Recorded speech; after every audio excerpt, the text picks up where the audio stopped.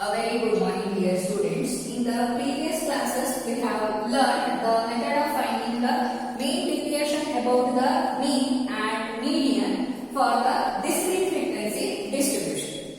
Now, from today's class onwards, we will try to find the method of finding the mean deviation about the mean as well as about the median for the continuous frequency distribution. First of all, your task is to know what do we mean by continuous frequency distribution representation in the case of statistical data.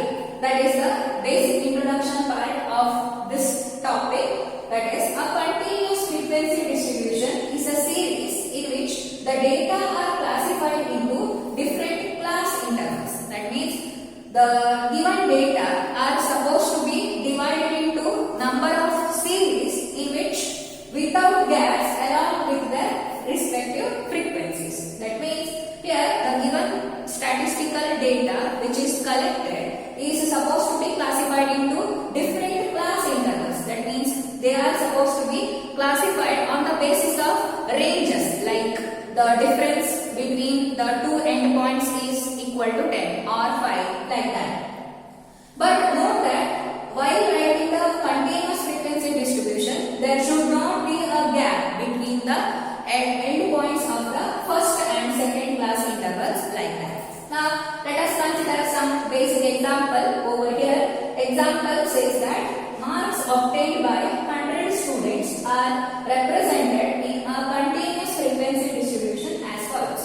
Here we are considering the ranges of marks obtained by the students as the frequency classes, like this: 0 to 10, 10 to 20. Now see here, there should not be any gap between the highest endpoint as well as the least endpoint of the first two frequency classes, and like that also the pattern will continue. This type of representation of the given statistical data is called as continuous frequency distribution. Now here note that the number of students who have obtained the marks between 0 to 10 is equal to 12, from 10 to 20 is equal to 18, 20 to 30 is equal to 27, 30 to 40 equal to 20, 40 to 50 is equal to 70, and 50 to 60 is equal to 6 exactly. This type of representation of the statistical data by classifying the given data points or the collected data points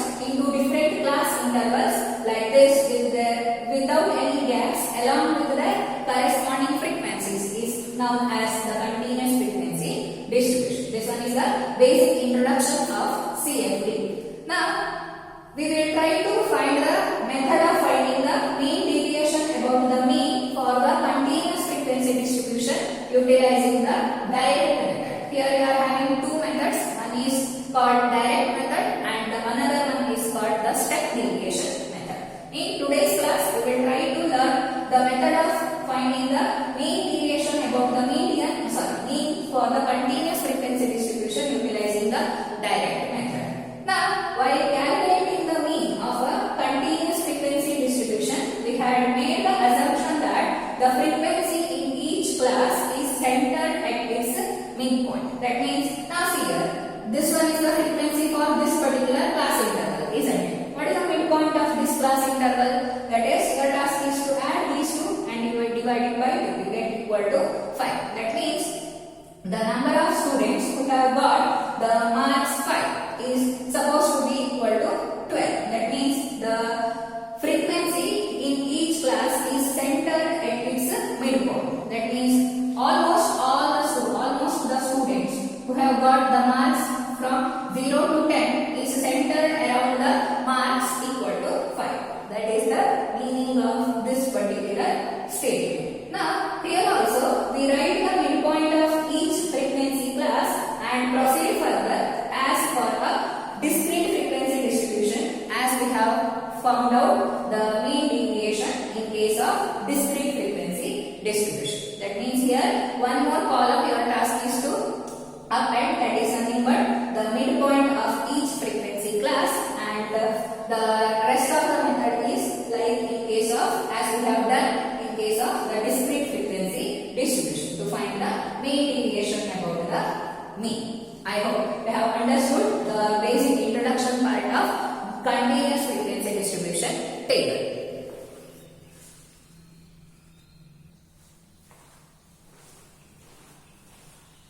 Now, under the heading to find the mean deviation about the mean for the continuous frequency distribution, we are having one of the 5 marks example problem and 2 problems are homework for you people. They are from exercise number 15.1, problem number 9 and 10. Let me try to solve this particular problem in a systematic way.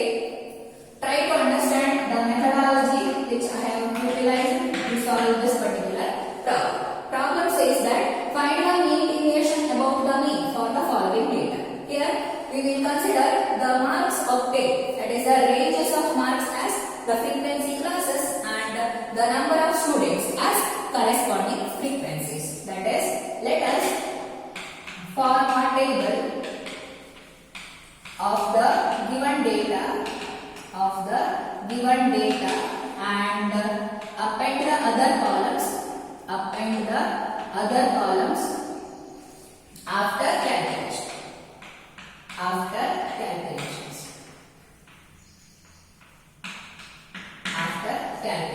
That is, first of all, your task is to consider the frequency, class interval, that is nothing but classes we can consider. Classes or class intervals and their corresponding frequencies also we should write. Here we have considered the ranges of marks as the class intervals and the number of students who have got the marks in that range as equal to the corresponding frequencies. Now see here, the classes are 10 to 20, 20 to 30, 30 to 40, 40 to 50, 50 to 60, 60 to 70 and 70 to 80. Corresponding frequencies you should write over here: 2, 3, 8, 14, 8, 3, 2. Now here your task is to first find out the summation of all these frequencies and call it as capital N. That is indicated as summation of Fi's, where I running from 1 to 7, because here 7 class intervals are given. I hope you are following the things over here. Now try to calculate the summation of all these frequencies: 5, 13, 27, 30, 38 and equal to 40. This one is the summation of the frequency. Now one more column I will append over here, that is nothing but the midpoint of each and every class interval or the frequency class interval you can consider. That is indicated as xi. I hope you are following the things over here. Now your task is to find the midpoint of each and every frequency classes. That is, what is the midpoint of this frequency class? That is 50. How I have got that thing? By adding these two endpoints and divide the resultant by 2. And here we get 25, here we get 35, here we get 45, here we get 55, 65 and 75. I hope you are following the things over here. Now, to find the mean of this particular continuous frequency distribution, your task is to first find out the parameter Fi xi and the summation of the parameter Fi xi, where I running from 1 to 7 over here. Let us do that. Multiply each and every midpoint of the frequency class with respect to the corresponding frequencies. That is 30, here you get 75, here you will get the value as equal to 280, here you will get the value as equal to 630, here you get the value as equal to 440, here you will get the value as equal to 195, and finally here you will get the value as equal to 150. Now here your task is to calculate the summation of all these numbers. If you do that, you get summation of Fi xi, where I running from 1 to 7 is exactly equal to 1800. I hope you are follow the things. Now to calculate the mean the continuous frequency distribution. We were knowing the formula. Now come to the calculation part. Here you will get what we will get? Summation of the frequency, that is summation of F5 where I running from 1 to 7 is exactly equal to 40, and summation of F5 Xi where I running from 1 to 7 is exactly equal to 1800. Now here we know that mean of the given continuous frequency distribution, that is obtained by dividing summation of F5 Xi where I running from 1 to 7 by the summation of the frequencies, that is 1800 divided by 40. 4 into 0 0 will get cancelled. 4 4s are 60. 2 is remaining 20. 45.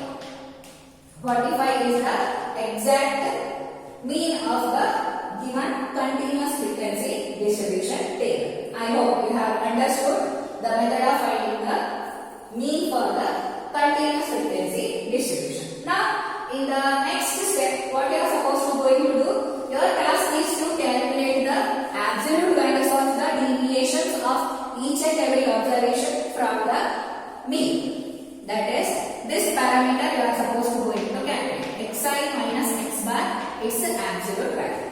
Now, try to find out the absolute values of the deviations of each and every observation from the mean. That is indicated as modulus of xi minus x bar.